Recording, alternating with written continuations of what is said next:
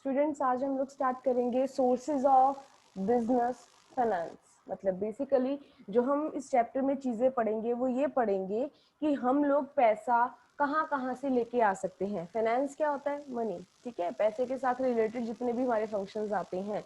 सो sources, वो पैसा कहाँ कहाँ से मिलेगा। अगर हम नॉर्मल बात करें, ठीक है, हमें पता है कि पैसा हमें कहाँ से मिलने वाला है। या तो वो मेरा खुद का पैसा हो सकता है जिसको मैं बोलती हूँ सरप्लस या रिटेन्ड अर्निंग्स, मैंने कहीं ना कहीं वो पैसा खुद का सेव करके रखा हुआ है। या फिर मैं बैंक से लोन ले सकती हूँ, या मैं डिबेंचर से पैसा ले सकती हूँ, या मैं शेयर्स के थ्रू पैसा ले सकती हूँ, या कि शेयर होल्डर से पैसा ले सकती हूँ।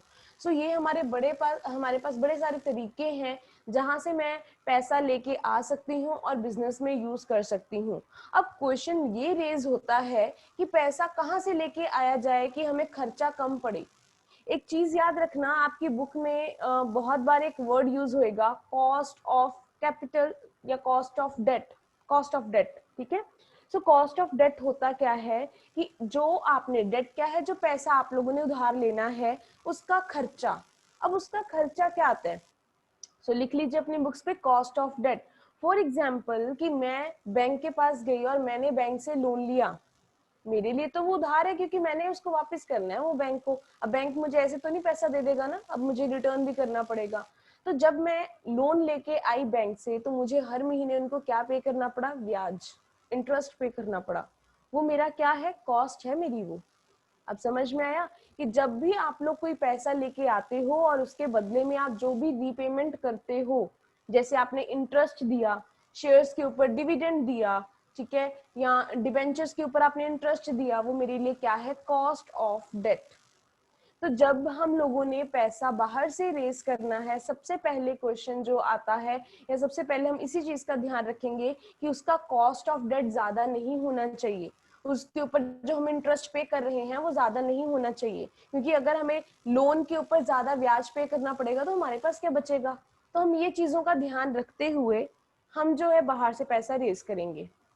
अपना भी यूज कर सकते हैं, ठीक है, क्योंकि जैसे मैंने पहले बोला है कि आप अपने रिजर्व्स को यूज करो, अपने रिटेन्ड अर्निंग को यूज करो, आप किसी भी तरीके से अपना पैसा जो है वो यूज कर सकते हो।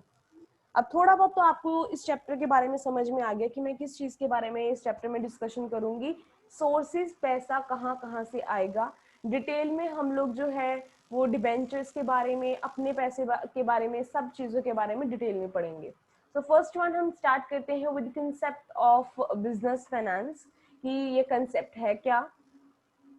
सो to run a business enterprise smoothly, आप लोगों को सबसे पहले क्या चाहिए? पैसा। आप कह रहे हो कि आपके पास लेबर है, आपके पास एम्प्लॉयज है, आपके पास सब कुछ है, पैसा नहीं है, तो क्या, कैसे सैलरी दोगे, कैसे रॉ मटेरियल लेके आओगे? आप कुछ भी नहीं कर सकते। सो बेसिकली हम ये कह सकते हैं कि जो मनी है या फाइनेंस है वो क्या है? Blood of an organization. आपको इनडायरेक्ट क्वेश्चन में पेपर में हर बार डालती हूँ, इस बार भी मैं ये डालूंगी कि ब्लड ऑफ एन ऑर्गेनाइजेशन हम कहते हैं प्रॉफिट को या मनी को। किस तरीके से आपको इसके फंक्शंस एक्सप्लेन करने पड़ेंगे वहां पे, ठीक है। In the absence of adequate finance, कि अगर आपके पास प्रॉपर फाइनेंस नहीं है, ना तो कहते हैं आप बिजनेस प्रॉपरली कंडक्ट कर सकते हो एफिशिएंट मैनर में, ना ही आप बिजनेस को बढ़ा सकते हो। एक तो पहली बात, मैं चला ही नहीं सकती, ना मेरे पास फ्रेट पे करने का खर्चा होएगा, ठीक है, ना मैं किसी को वेजेस दे पा रही हूँ, ना मैं किसी को सैलरीज दे पा रही हूँ, ना मैं इलेक्ट्रिसिटी बिल दे पा रही हूँ, तो एफिशिएंट मैनर में तो ये मेरा काम हुआ ही नहीं। दूसरी बात, अगर मैंने बिजनेस को एक्सपैंड करना है, फॉर एग्जांपल राइट नाउ मेरे बिजनेस की सिर्फ एक ब्रांच है तो मैं 2-3 ब्रांचेस और बनाना चाहती हूँ, या मेरा बिजनेस ऑलरेडी स्टील में डील करता है, स्टील जो भी है हमारे बर्तन वगैरह होते हैं उसमें डील करता है किसी भी तरीके से, तो मैं आगे कॉस्मेटिक में डील करना चाहती हूँ, एक और लाइन ऑफ प्रोडक्ट ओपन करना चाहती हूँ, तो पैसा है ही नहीं तो क्या करोगे? कुछ भी नहीं कर सकते ना। सो आप ये दो चीजों को अंडरलाइन कर लीजिए, ना तो एफिशिएंटली बिजनेस को चला सकते हो, ना ही बिजनेस को एक्सपैंड कर सकते हो। अब जो मैंने आपको एक चीज बोली थी, अब मैंने देख ली, वो यहाँ पे लिखी हुई है, प्लीज इसको मार्क कर लीजिए यहाँ पे, ठीक है। सो नेक्स्ट हमारा मेन टॉपिक स्टार्ट होता है नेचर ऑफ बिजनेस फाइनेंस। अब अगर ये 5-6 पॉइंट जो हैं आप ध्यान से समझ लो तो मीनिंग की और ज्यादा आपको क्लैरिटी हो जाएगी कि सोर्सेज ऑफ फाइनेंस होता क्या है, ठीक है। सो ध्यान से सुनिएगा। स्टार्ट करते हैं विद फर्स्ट पॉइंट। हमारा है फर्स्ट पॉइंट है necessary for all type of business. अगर आपने कोई भी बिजनेस खोलना है, कोई भी बिजनेस चलाना है, ठीक है, हमें कुछ लेना देना नहीं है, पर उसके लिए पैसा तो चाहिए। चाहे आप लोगों ने एक रिटेल शॉप खोलनी है, चाहे आप लोगों का बुटीक है, चाहे कुछ भी है, कोई छोटी सी छोटी कंपनी भी है, आप लोगों के लिए जरूरी है पैसा। बिना पैसे के तो कुछ भी नहीं होने वाला। यहाँ पे इन्होंने दो वर्ड्स अंडरलाइन करिए, फर्स्ट पॉइंट पे ऊपर ही लिखे हैं, चाहे आपका बिजनेस मैन्युफैक्चरिंग है, चाहे आपका बिजनेस ट्रेडिंग है। आई होप अब तो आपको ये चीजें पता होंगी कि ट्रेडिंग और मैन्युफैक्चरिंग में डिफरेंस क्या है।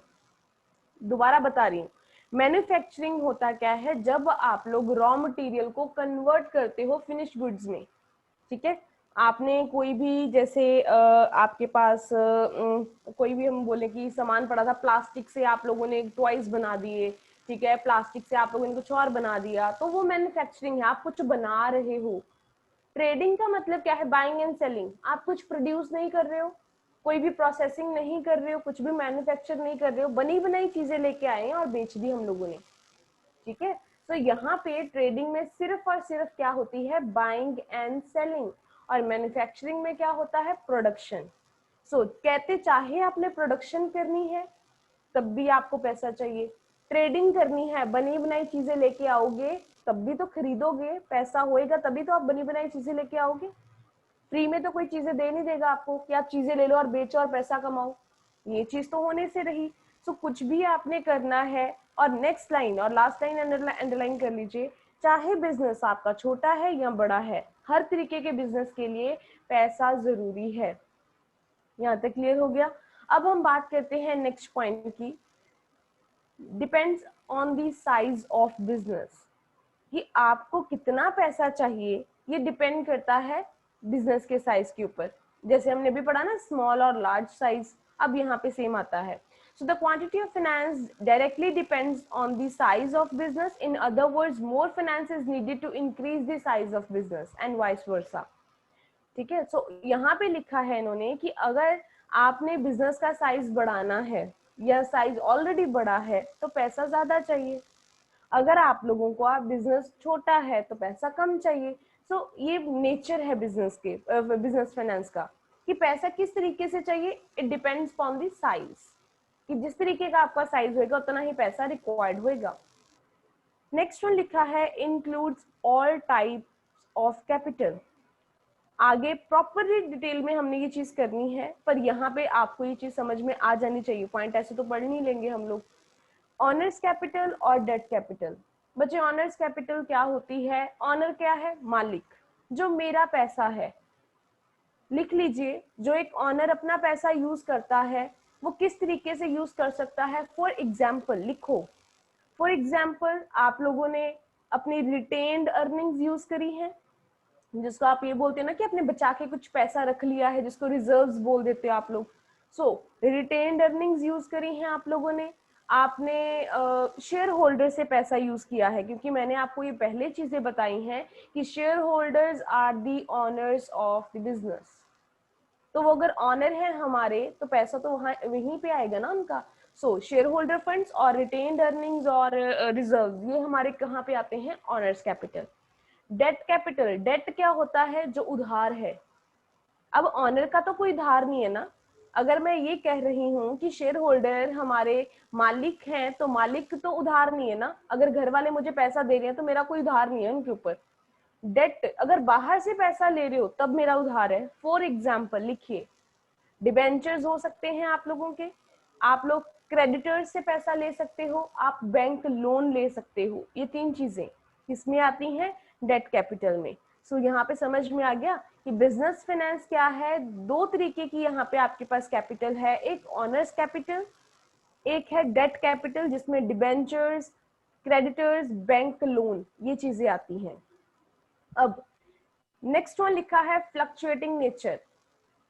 फ्लक्चुएटिंग क्या होता है, जो फ्लक्चुएट, बढ़ता कम होता रहता है। तो कभी ऐसा हुआ है कि अगर एक बिजनेस स्टार्ट हुआ है 10,000 रुपए से तो वो 10 सालों के लिए 10,000 रुपए तक ही रहेगा। फ्लक्चुएटिंग नेचर है ना, इट डिपेंड्स कि आप लोगों के यहाँ पे कौन कौन से आप फैक्टर्स को फेस कर रहे हो। यहाँ से स्टार्ट हो रहा है so the need of the finance of business are the level of business. आपका बिजनेस का लेवल बढ़ेगा तो पैसा भी बढ़ेगा, कम होएगा तो कम हो जाएगा। इन्फ्लेशन क्या होती है? जब प्राइजेस बढ़ जाते हैं चीजों के, ठीक है। इंक्रीज और डिक्रीज इन डिमांड, डिमांड ज्यादा हो जाएगी तो आप लोगों को उनकी डिमांड को मीट आउट करने के लिए उतनी ज्यादा प्रोडक्शन करनी पड़ेगी। सेल्स ज्यादा हो जाएंगी तो पैसा ज्यादा आ जाएगा। परचेज ज्यादा करनी पड़ेगी, ऑन कैश पैसा कम हो जाएगा। सो कितने सारे फैक्टर है, आप देखिए कि जिनमें कभी आपके पास पैसा ज्यादा हो रहा है, कभी कम हो रहा है। एक होता है बूम पीरियड और एक होता है slack period, BOOM, boom period, और एक होता है slack, SLACK, slack period. Boom period होता है जब दिवाली नहीं आती हमारी, मतलब एग्जांपल दे रही हूँ, मतलब कोई भी पीरियड जब आपके प्रॉफिट बढ़ जाते हैं, जब सेल्स बढ़ जाती हैं, जब आप लोगों को ज्यादा प्रॉफिट मिलना स्टार्ट हो जाता है, उसको कहते हैं बूम पीरियड। स्लैक पीरियड होता है जब फॉर एग्जांपल बीच में जून ऐसा मंथ आता है जब सेल्स कम रहती हैं, और बाद में दिसंबर, क्रिसमस के आसपास, दिवाली के आसपास बड़ी ज्यादा सेल्स होती हैं। सो यहाँ पे कहते हैं कभी आपकी सेल्स ज्यादा हो रही है तो पैसे ज्यादा चाहिए या ज्यादा मिलेगा, कभी आपके पास पैसा कम है। सो पैसे का नेचर ऐसा है कि इन फैक्टर के बेसिस के ऊपर इट कीप्स ऑन चेंजिंग, ठीक है। तो ये चेंज होता रहेगा, आपके पास पैसा कभी ज्यादा है कभी कम है। सो ऐसा नहीं होता कि हर बार आपके पास सेम ही रहे पैसा। सो नेक्स्ट टॉपिक जो हम लोग कर रहे हैं, सॉरी नेक्स्ट पॉइंट जो हम करेंगे, that is determines the size of business. I think again ये सेम ही है कहीं ना कहीं। सो पैसा आपके बिजनेस का साइज बताता है। यहाँ पे थोड़ा सा मतलब अलग से एक्सप्लेनेशन आएगी इसकी, कि पैसा आपके बिजनेस का साइज बताता है। जिस पर्सन के पास ज्यादा पैसा है वो बड़ा है, तो इसी तरीके से जिस कंपनी के पास ज्यादा पैसा है तो वो कंपनी भी क्या होगी, बड़ी होगी। So more the availability of money, larger the size of business. तो जितना ज्यादा पैसा आपके पास ज्यादा होगा उतना बड़ा बिजनेस का साइज होगा, वाइस वर्सा, वो तो हमें पता ही है। नेक्स्ट वन लिखा है वाइडर टर्म। अब बिजनेस फाइनेंस जो है वो वाइडर टर्म है। इट डजंट मीन कि बिजनेस फाइनेंस बात करें कि बिजनेस में जो पैसा लगा हम उसकी बात करेंगे, नहीं। बिजनेस में पैसा कैसे कैसे लग सकता है, कौन कौन से सोर्सेज हैं, कैसे उसको यूटिलाइज करना है, कैसे कॉस्ट ऑफ डेट को मैनेज करना है, सब कुछ आता है इसमें। सो ये वाइडर टर्म है, बड़ी टर्म है। It includes the estimate of finance required. अब देखो अंडरलाइन कर लीजिए इसमें क्या क्या चीजें आती हैं। पहले तो कहते हैं एस्टिमेट करो पैसा चाहिए कितना। दूसरी बात, पॉइंट डाल लीजिए, फर्स्ट पॉइंट क्या था, एस्टिमेट करो, जानो ये कि 10 लाख चाहिए, 10 करोड़ रुपया चाहिए। अरेंजमेंट करो, फिर उसकी पैसा आएगा कहाँ से, चलो अरेंज भी कर लिया, पैसा आ भी गया, अब उसको यूज कैसे करना है, थर्ड पॉइंट। सो ये तीन टर्म्स को हम डिटेल में पढ़ते हैं। सो ये हमारा बिजनेस फाइनेंस है, वो सिर्फ और सिर्फ हम ये नहीं कह देते कि पैसा आ गया या हमारे पास पैसा है तो ये बिजनेस फाइनेंस है, नहीं। बहुत ज्यादा टर्म्स है इसमें और सारी डिटेल में इंक्लूड होती हैं। यहाँ तक क्लियर हो गया सबको? सो ये हमारा सारा टॉपिक था जो हम लोगों ने नेचर की बात करी है बिजनेस फाइनेंस